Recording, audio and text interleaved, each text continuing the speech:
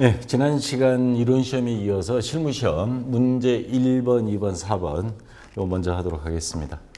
자, 프로그램 설치하시고요. 수험번호 1, 6개, 그 다음에 여러분 이름, 그 다음 설치하시고 자, 편의상 A형으로 통일하겠습니다. 감독관 확인번호 9652, 그러면 회사 코드 832번 수원산업 주식회사입니다. 자, 문제 1번 일반전 배입력 문제부터 한번 해볼게요. 다음 거래를 일반전 배입력 메뉴에 추가 입력하시오 해서 자, 한 문제당 3점씩 해서 15점입니다. 1월 19일 거래처인 주식회사 바른유통이 외상매입금 5천만 원 중 4,900만 원은 당사 발행 당좌 수표, 당좌예금으로 처리하면 되겠죠? 나머지 금액은 면제받았다. 이거 개정 과목 그렇죠. 채무, 외상매입금, 채무, 면제, 공돈 생긴 거잖아요. 이익 해서 자, 외상매입금 일단 없어집니다. 차변에 외상매입금 5천만 원. 자, 이거 거래처 입력해야죠. 주식회사 바른유통.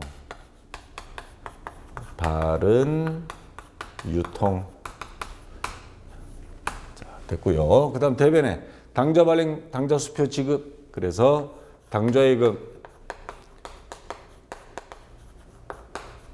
자, 4,900만 원. 그리고 나머지 100만 원은 면제받았다. 채무, 면제이익 100만 원. 자, 해서 입력해 주면 되겠습니다. 그래서 차변에 외상매입금, 거래처 바른유통 F2키 눌러서 선택해 주시고요. 금액 5천만 원, 대변에 당좌예금 102번, 채무 면제이익 918번. 자, 100만 원 해서 이렇게 입력해 주면 되겠습니다. 자, 여기까지 뭐 그렇게 어려운 거는 없죠. 자, 그 다음에 2번 문제.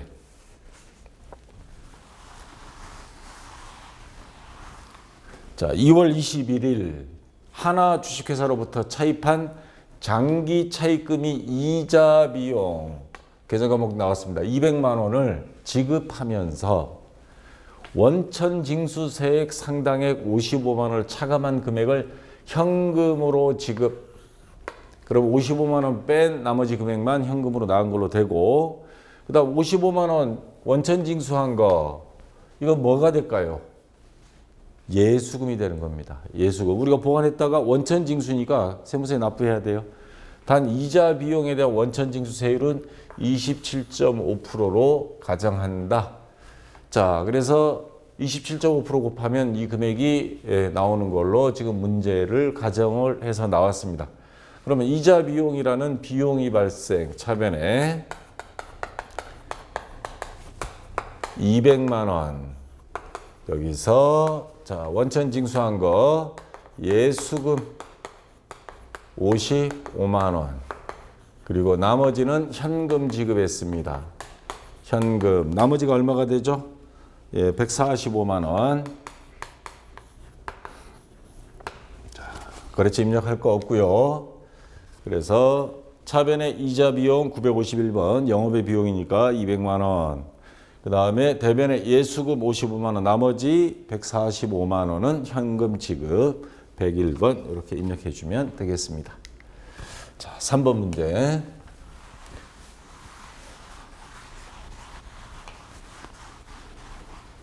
(3월 25일) 당사는 1월 10일에 주식회사 나라로부터 원재료 143만 원 부가세 포함입니다. 외상으로 구입하였는데 지급하지 못한 외상매입금을 결제하기 위하여 주식회사 대신으로부터 받은 약소금 100만 원을 주식회사 나라에게 배서 양도하고 잔액을 보통예금 계좌에서 지급하였다. 지금 여기서 분개를 할 거는 1월 10일 분개는 이미 끝난 겁니다.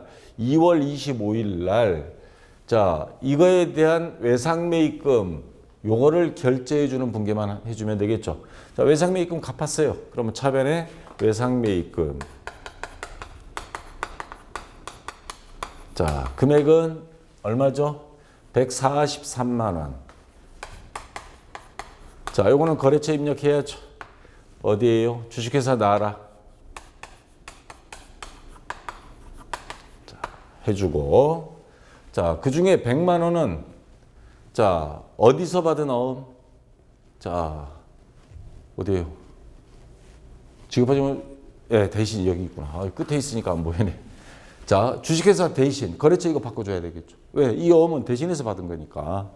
그래서 받을 어음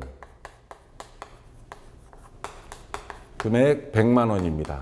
자, 거래처 바뀌는 거 요거 조심해야 돼요. 자, 주식회사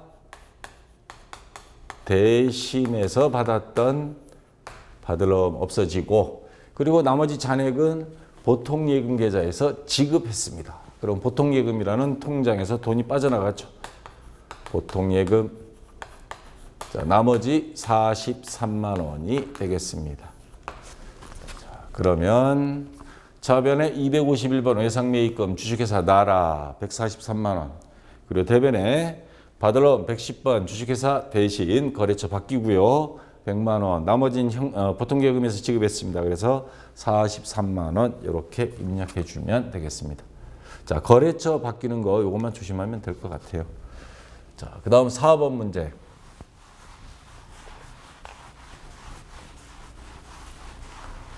자, 3월 17일 마케팅 부서에서는 판매 활성화를 위해 인터넷 쇼핑몰 통신 판매업 신고를 하면서 요거 저희도 이제 그 교재 통신 판매업 신고가 돼 있는데 등록 면허세 요거 납부해야 됩니다. 그리고 면허세 매해 납부해요, 이거. 자, 7만 500원을 보통 예금으로 지급하였다. 그러면 요 계정 과목을 뭘로 해야지 하고 멈칫하겠죠. 뒤에 뭐가 붙었어요? 이거 세금이에요. 면허세. 세금과 공과로 처리해 주면 됩니다. 자, 7만 500원. 그리고 보통예금에서 지급했으니까 대변에 보통예금 7만 500원. 자, 해서 입력하면 차변에 817번. 자, 요거 마케팅 부서니까 판매비에 관리비로 들어가야 됩니다. 817번 세금과 공과 7만 500원. 대변에 103번이 보통예금 7만 500원. 자, 이렇게 입력해 주면 되겠습니다. 자, 5번 문제. 4월 13일 자금을 조달할 목적으로 유상 증자입니다. 그러면 자본금이 늘어나겠죠. 실시했다. 1주당 7,500원. 자, 액면가액 1주당 5,000원. 여기서 함정에 빠지지 않도록 조심해야 될 게 있죠. 자본의 증가는 액면 금액으로만 합니다. 액면 금액으로. 그럼 나머지 그 차익은 어떻게? 돈 많이 받았으면 주식 발행 초과금, 적게 받았으면 주식 할인 발행 차금. 이렇게 처리하면 되죠. 2,000주를 발행하면서 대금은 보통예금으로 받았다. 단 4월 13일 현재까지 주식 할인 발행 차금 잔액은 없다. 이건 또 뭐 때문에 이런 단서 조항을 달았냐면요. 지금은 주식을 비싸게 팔았어요? 싸게 팔았어요? 비싸게 팔았죠. 주식 발행 초과금이 생깁니다. 왜냐하면 액면가액이 한 주당 5,000원인데 7,500원에 다시 말해서 2,500원씩 더 받았습니다.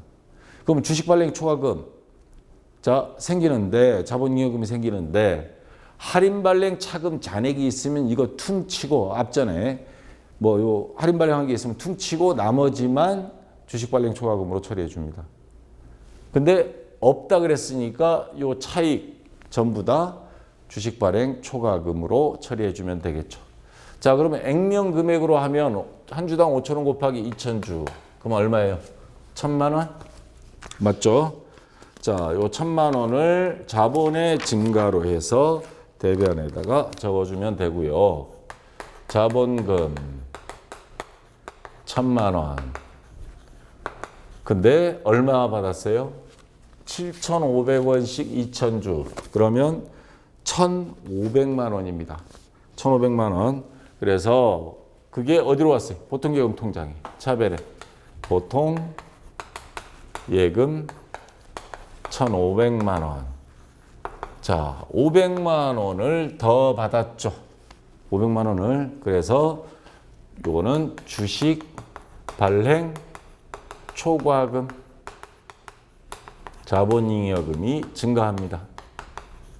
그리고 만약에 다음 시험에서 주식 할인 발행 차금이 있다면 그거 퉁치고 할인 발행 차금 없어지고 주식 발행 초과금 나머지 금액만 적어주면 됩니다. 자, 그것만 주의하면 되겠고요. 자, 그래서 차변에 103번 보통예금 1,500만 원, 대변에 자본금 액면 금액으로 1,000만 원. 그 다음에 돈 더 받은 거 주식 발행 초과금 500만 원 이렇게 입력해 주면 되겠습니다.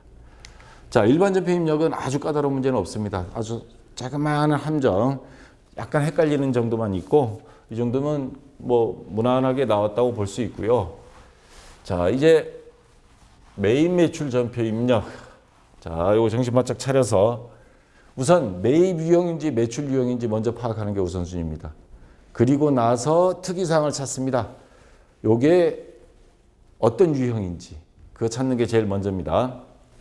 다음 거래자를 매입 매출 전표 입력 메뉴에 추가로 입력하시오. 자, 1번 7월 11일 영업부서 직원들이 자, 판매비와 관리비에 해당되는 것들이 나오죠. 우리 식당에서 회식을 하고 식사대금 55만 원. 여기까지 보면 계정 과목은 뭐예요? 자, 복리후생비가 되죠. 그리고 매입인지 매출인지 봅시다. 회식하고 식사대금 55만 원을 결제했다는 건 뭐예요? 줬다는 거죠. 그게 매입 유형이 되는 겁니다. 매출 유형은 우리가 받는 게 되는 거고 매입 유형은 우리가 지불한 게 되는 거죠. 그래서 매입 유형에서 근데 카드로 결제했어요. 법인카드로. 그러면 카드 과세 매입이 되는 겁니다. 카과 매입 57번. 57번.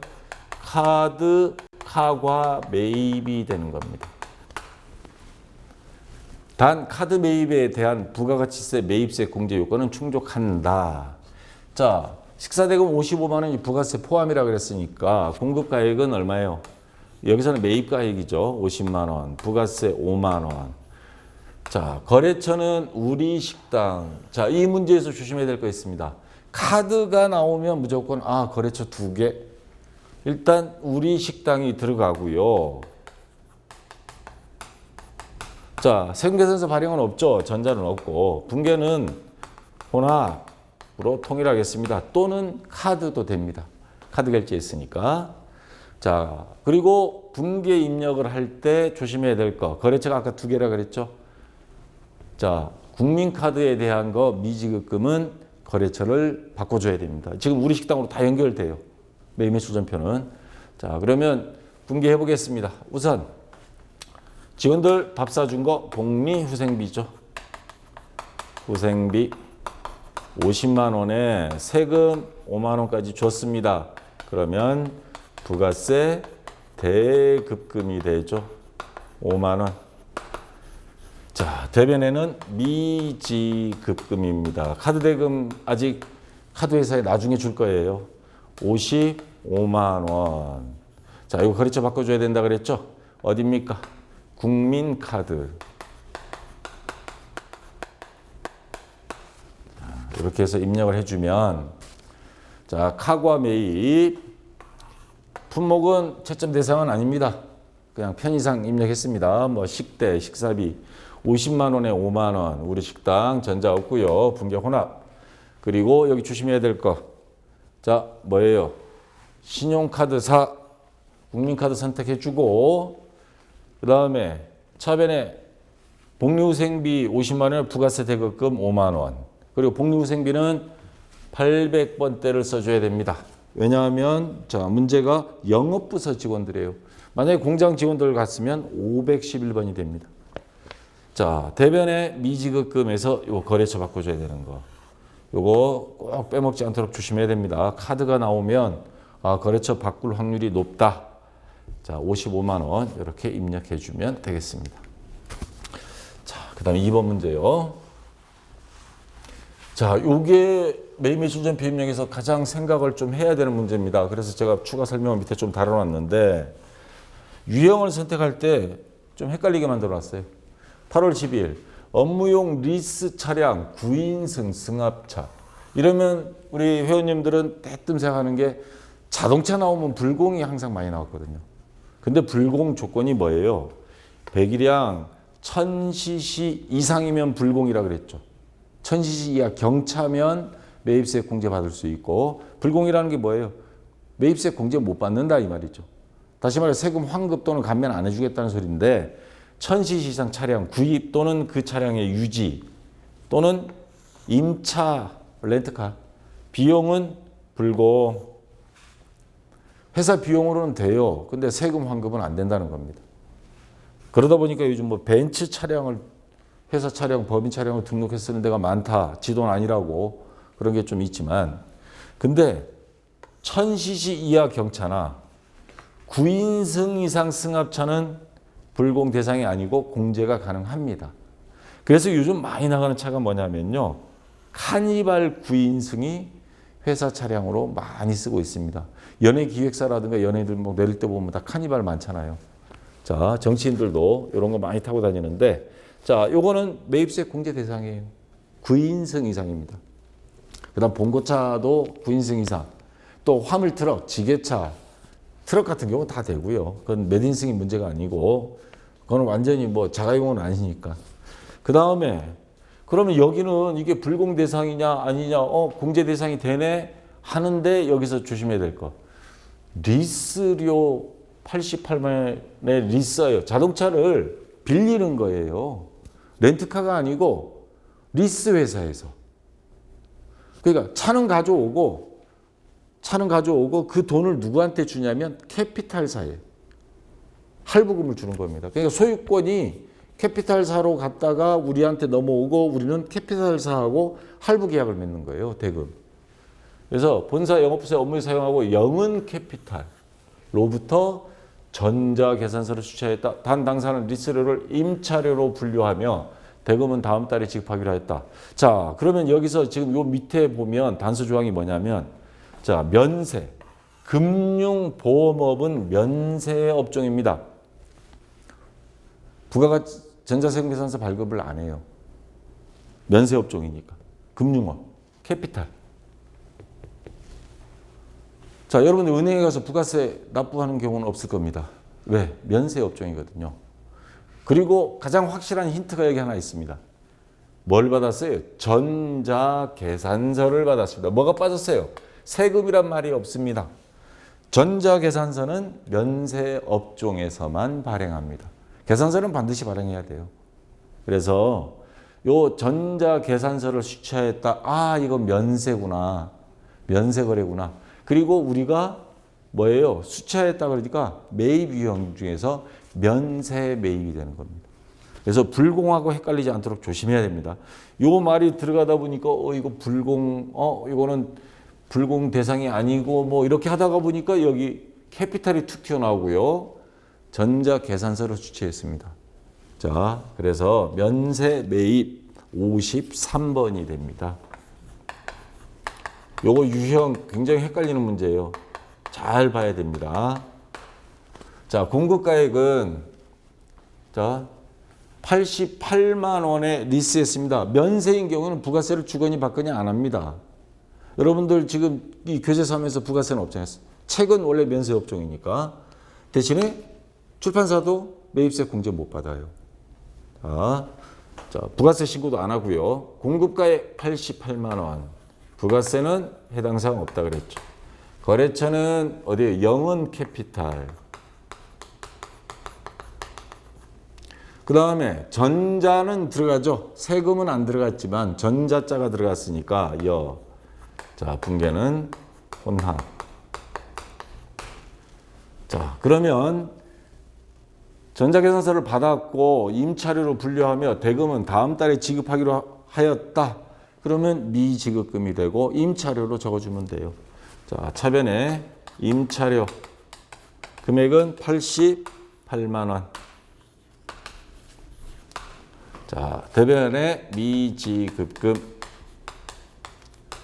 88만 원. 자, 이렇게 해서 입력해 주면 되고요. 이 금액도 80만 원이 아니고 88만 원 하는 게 부가세가 들어간 것처럼 함정을 파놓은 겁니다. 자, 여기 걸려들지 않도록 조심하시고. 자, 가장 큰 힌트는 전자계산서. 면세. 이렇게 생각하면 거의 맞습니다.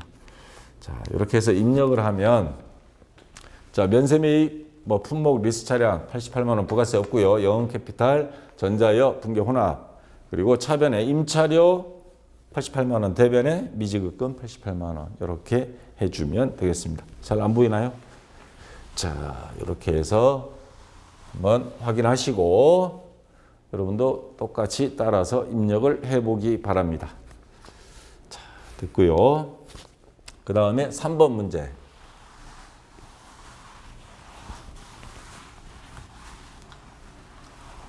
8월 23일 당사는 제품 1000개를 개당 15,000원 곱하기 하면 얼마예요? 1,500만 원. 자, 부가시세 별도입니다. 주식회사 모두 상사에 판매하고 전자세금 계산서 발급하였고 이와 관련하여 대금 중 20%는 보통 예금 계좌로 받고 나머지는 외상으로 하였다. 자, 평범한 문제입니다. 그리고 자, 판매하고 하니까 과세 매출 11번인데 근데 이 문제도 또 함정을 살짝 파놨어요. 자, 어느 건지 제가 말씀드릴게요. 과세 매출 11번이죠. 과세 매출. 자, 공급가액 1,500만 원에 부가세 별도라 그랬죠. 자, 1000개 15,000원이니까 1,500만 원. 부가세 얼마예요? 150만 원. 자, 거래처는 누구한테 팔았죠? 주식회사 모두 상사. 그 다음에 전자생계산서 받았습니다. 분계는 혼합. 자, 그러면 판매한 총 금액은 얼마예요? 두 개 합치면 얼마예요? 1,650만 원입니다. 총 금액은. 근데 자, 보통 예금 계좌로 얼마 받고 나머지는 외상, 금액이 명시가 안 됐죠. 근데 20%는 보통 예금 계좌로 받았다 그랬습니다. 그래서 이거 아차 잘못하면 공급 매출액 있죠. 1,500만 원에 20%, 300만 원 잘못 적는 수가 생겨요. 전체 금액의 20%입니다. 이거 1,650만 원에 곱하기 0.2. 그럼 얼마예요? 330만 원은 보통 예금 통장으로 받고 나머지는 외상으로 하였다. 그럼 1,650만 원에 나머지 330만 원 빼면 얼마예요? 요거 빼면 1,320만 원. 요 금액이 나와야 돼요. 반대로 이야기하면 1,650만 원 곱하기 0.8 하면 이 금액이 나와야 돼. 안 그러고 1,500만 원으로 하면 나머지 금액이 계산이 애매해져요. 나머지가 그럼 0.8이 돼야 되는데 1,500으로 하면 요 금액이 안 나오거든요. 자, 그래서 요 20%라는 요 단서 조항에 금액 계산할 때 조심하셔야 됩니다. 이런 거. 자, 우선 제품을 팔았습니다. 그러면 대변에 제품 매출 금액은 1,500만 원에 부가세가 있죠. 그래서 부가세 예수금. 자, 요 밑에 부가세 예수금 150만 원. 자, 그러면 총 받아야 될 금액은 두 개 합쳐서 1,650만 원. 그 중에 20%, 요거의 20%, 330만 원은 보통 예금 통장으로 들어왔습니다. 차변에 보통 예금 330만 원. 그리고 나머지는 외상으로 했다. 그러니까 뭐예요? 외상 매출금이 되겠죠. 외상 매출금 1,320만 원. 자, 요 금액 계산할 때 조심해야 됩니다. 자, 그래서 지워서 볼게요. 자, 유형은 과세 매출, 분목 제품, 공가액 1,500에 150, 모두 상사, 전자여, 분계 혼합. 그리고 자, 차변부터 볼게요. 차변에 보통 예금 330, 나머지는 외상이라 그랬습니다. 외상 매출금 1,320. 그리고 대변에 제품 매출 요거 1,500만 원에 부가세 예수금 150만 원. 이렇게 분계를 입력해 주면 되겠습니다. 자, 됐고요. 그다음 4번 문제.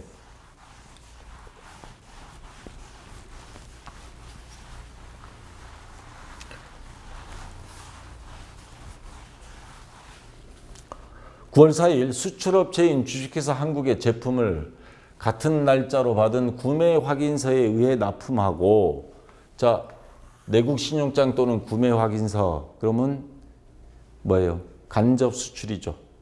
자, 제품을 판매한 겁니다. 납품하고 다음이 영세율 전자세금 계산서를 발급하였다.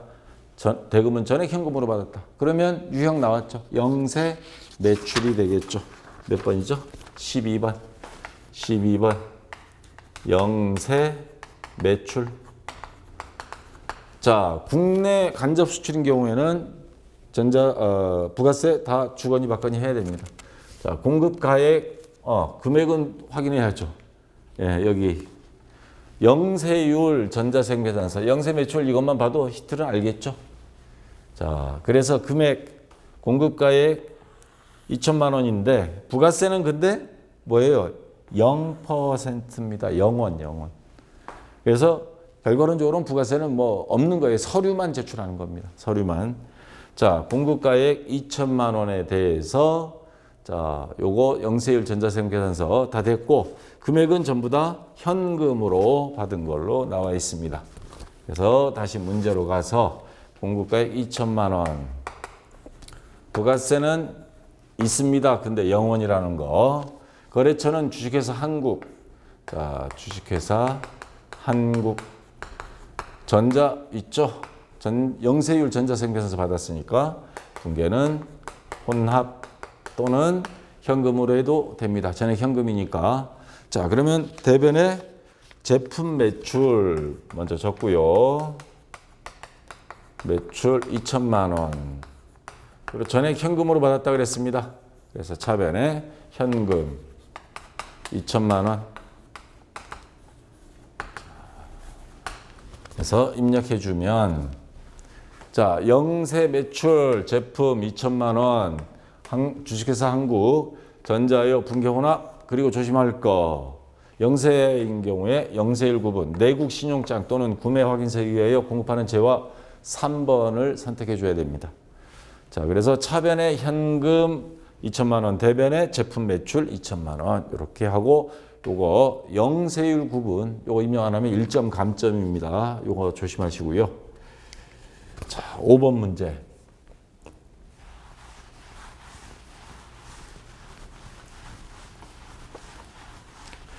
자, 이번엔 종이 세금 계산서가 나왔어요. 여기 9월 30일 공장 부지로 사용할 목적으로 토지를 매입했습니다.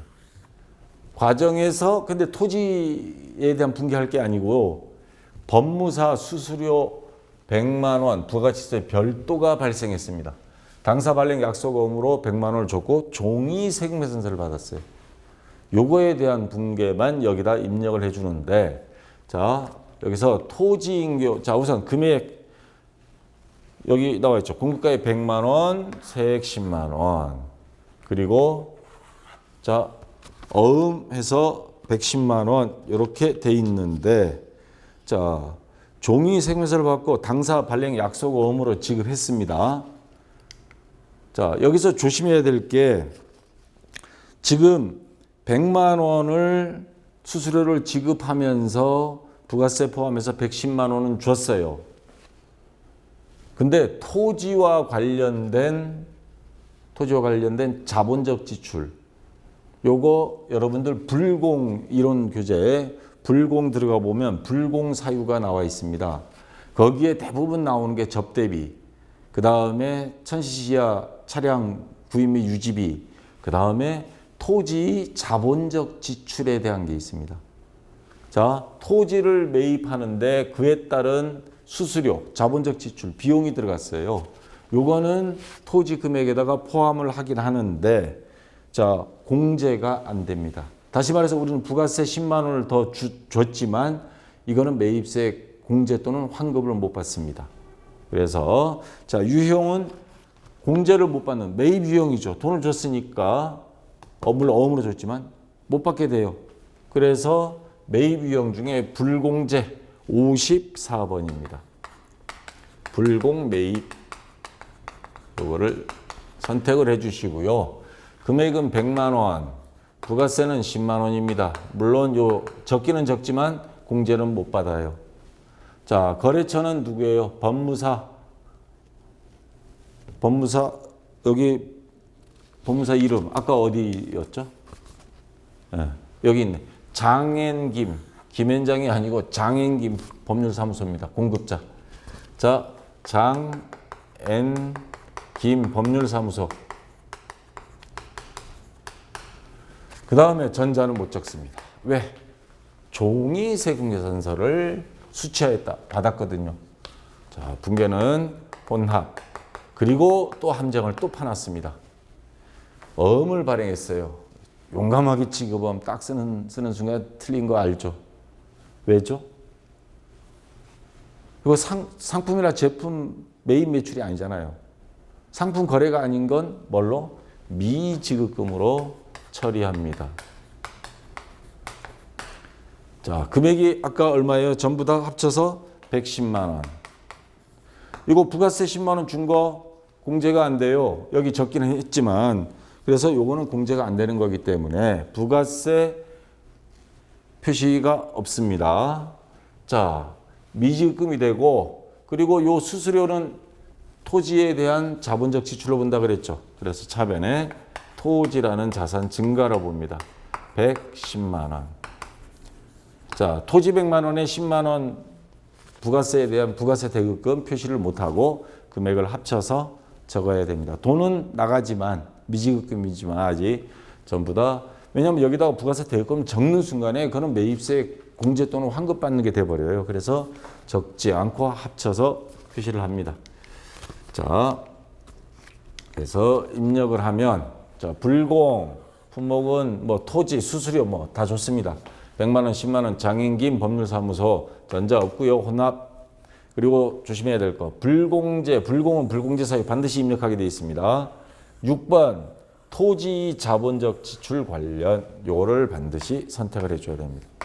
그래서 차변에 토지 110만 원, 대변에 어음을 발행해 주셨지만 상품 제품 거래가 아니니까 미지급금 해서 110만 원 이렇게 입력해 주면 되겠습니다. 자, 요거 문제가 약간은 조심해야 될 문제입니다. 자, 그래서 1번, 2번 매입 매출 전표 입력까지 끝났고요. 이제 결산을 먼저 하고 그 다음에 부가가치세라든가 3번, 5번 문제는 자, 다음 시간에 이어서 하겠습니다. 자, 볼게요. 4번 문제입니다. 다음 결산 자료를 입력하여 결산을 완료하시오. 바른은행으로부터 차입한 장기 차입금 5,600만 원은 2020년 6월 30일에 상환기일이 도래하다. 자, 여기 날짜 잘 봐야 돼요. 지금 회계기간 2019년이고 그리고 결산이에요. 그러니까 2019년 12월 31일이라는 소리죠. 이거 얼마나 남았어요? 6개월 남았습니다. 그러면 비유동부채가 아니죠. 6개월 남으면. 자, 1년 이내인 경우에는 유동부채입니다. 그래서 이 장기차입금을 없애주고 유동성 장기부채. 원래는 장기부채인데 지금 1년도 안 남았다 하는 의미에서 개정 과목이 유동성 장기부채로 바꿔줘야 됩니다. 장기차입금 대변에 있는 거 차변으로 보내서 없애주고요.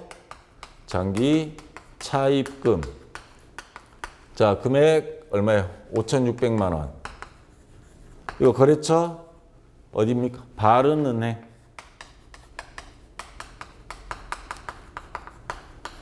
그리고 대변에는 아까 이야기한 유동성 장기부채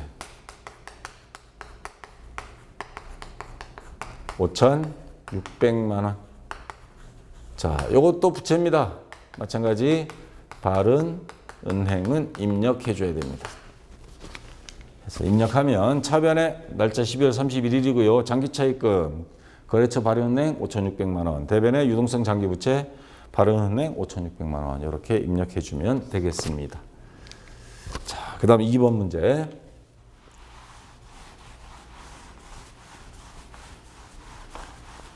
자, 회사가 단기간 내의 시세 차익을 목적으로 보유한 유가증권, 그럼 단기 매매증권이죠. 내역은 다음과 같다. 제시된 자료 이외에 다른 유가증권은 없고 단기 중에 처분은 없었다고 가정한다. 당사는 일반 기업 회계 기준에 근거해 회계 처리한다. 자, 취득금액 1,200만 원입니다. 근데 2018년 지금 회계 기준으로 보면 작년입니다. 작년에 결산할 때 공정가치 1,300만 원, 100만 원 올랐었어요. 그러면 이게 2019년 1월 1일 되면 단기매매증권 장부에 남아있는 금액은 1,300만 원입니다. 자, 우리가 결산 정리 분기할 건 지금 이거죠. 2019년 12월 30일. 자, 주식 시세 12월 31일 마감해서 보니까 1,250만 원 어떻게 됐어요? 떨어졌죠? 50만 원. 그러면 요 단기 매매 증권 요렇게 1250만 원 수정을 해줘야 됩니다. 그럼 단기 매매 증권이라는 자산이 50만 원 감소. 대변에 단기 매매 증권 50만 원 직접 뺍니다. 뭐예요 이거는? 손해본 거죠. 작년에는 단기 매매 증권 평가 이익이고 올해는 평가 손실입니다. 그래서 차변에 단기 매매 증권 평가 손실 50만 원. 자, 그렇지 입력할 거 없고요. 차변에 957번 50만 원, 대변에 단기 매매 증권 50만 원 이렇게 입력해 주면 되겠습니다. 뭐 작년도에 오르고 올해 떨어졌으니까 이걸 퉁칠 거 아닌가 이 생각은 하면 안 됩니다. 왜? 작년에 이미 수익 비용은 다 정리가 돼버린 거예요. 그래서 올해는 또 다시 별개로 시작하는 겁니다. 자, 이렇게 해주고요. 그 다음에 3번 문제. 자, 3번, 4번, 5번은 가능하면 결산 자료 입력 메뉴를 활용할 수 있으면 최대한 활용하세요. 이게 시간도 적게 걸리고 정확합니다. 단 전표 추가 눌러주는 거 이것만 잊어버리지 않으면 돼요. 다음이 유형자산에 대한 감가상각비 내역을 결산에 반영하시오. 자, 여기 조심할 거 공구와 기구, 제조공장, 차량운반부, 영업부서 그리고 단기 감가상각비 이렇게 있습니다. 자, 결산자료 입력 메뉴에 가서 여기 보면 감가상각비 500번대 제조원가 이 위에 제조원가 쭉 나옵니다. 거기에 공구와 기구 요 자리 가서 아까 125만 원 맞죠? 125만 원. 그 다음에 차량운반부는 영업부 거라 그랬으니까 판매비와 관리비 여기 800번대입니다. 800번대 감가상각비. 요 위에 보면 판매비와 관리비라고 보여요. 요게 위에 있고요. 그 다음 밑으로 쭉 내려오다 보면 요게 있습니다. 거기에 감가상각비 차량운반부 208번 자리에 있습니다. 350만 원. 그리고 제일 중요한 거. 아직도 이거 실수로 이거 막 시간 급하다 보니까 전표 추가. 요거 반드시 클릭해 줘야 됩니다. 자, 됐고요. 그다음 4번 문제.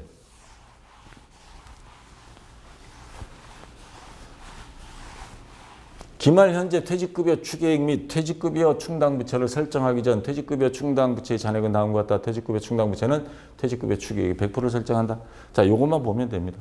퇴직급여 추계액, 생산직, 사무직, 퇴직급여 충당부채, 잔액, 생산직, 사무직.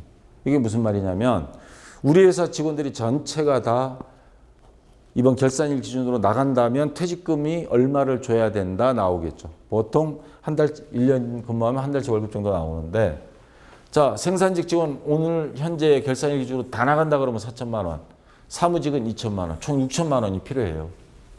회사에서 미리미리 적립해야죠. 실제 이거보다 몇십 년 근무하면 막 몇 억, 몇십억 나갑니다. 근데 작년까지 요 충당부채를 설정을 해놨어요. 얼마? 1,500만 원.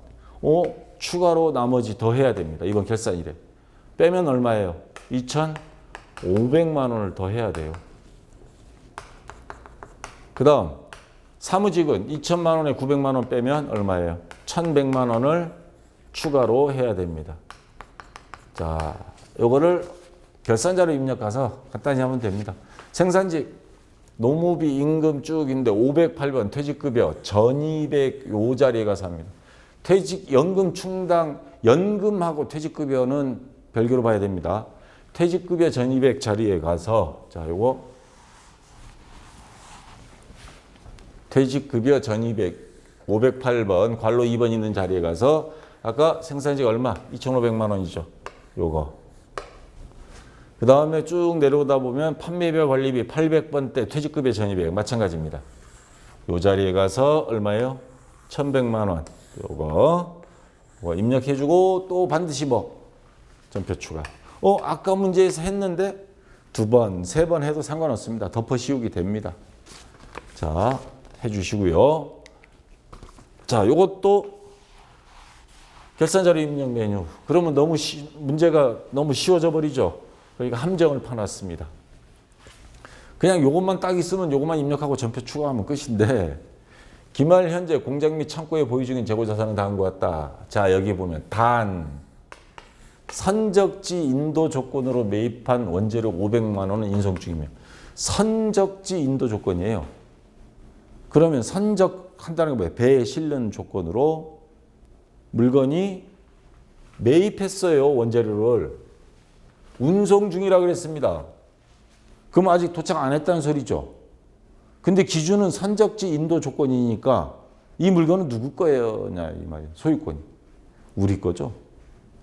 매입한 사람 겁니다. 왜? 선적지에 인도되는 기준으로 매입 계약서를 쓴 거예요. 그럼 이 원재료는 우리 거니까 지금 장부상에 있는 300만 원에 요 500만 원을 어떻게 더해 줘야 됩니다. 그래서 기말 원재료는 그러면 총 800만 원이 되는 거예요. 자, 그다음 위탁 판매 용도로 우리 거 좀 팔아주세요. 대표적인 게 적성품이라고 그러는데 제주도에서 감귤을 농수산물 시장에 위탁 판매, 감협에 맡긴 거. 자, 위탁 판매 용도로 수탁업자들이 그러면 제주도 감귤협동조합이 되는 거예요. 보유하고 있는 당사의 제품, 적성품. 600만 원이 있다? 이거 소유권은 우리 겁니다. 제주도 감귤 농민 거예요. 팔리기 전까지. 자, 그래서 600만 원, 요거 기말 제품이라고 그랬잖아요. 여기다가 600만 원 또 더해야 돼요. 그럼 기말 제품은 총 합쳐서 1,400만 원이 되는 겁니다. 자, 요 함정을 파놨어요. 요거와 요거. 요거 생각 안 하고 입력하면 뜰립니다. 그래서 요걸 감안해서 입력을 하면 자, 아까 원재료 두 개 합치면 800만 원이죠. 그 다음 쭉 내려오다가 기말 제공품 재고액 169번. 이거는 변동사항 없죠. 700만 원 그대로. 그 다음 제품 위탁 판매 그것까지 합쳐서 1,400만 원. 여기다가 입력을 하고 150번입니다. 그리고 뭐 전표 추가. 한 번 더 해주면 정확하게 끝났습니다. 자, 여기까지 해서 83회 1번, 2번, 4번 끝났고요. 좀 쉬었다가 자, 제일 어려워하는 부가가치세 요거 문제 3번과 연말정산 5번 두 개 같이 공부해 보도록 하겠습니다. 자, 수고했습니다.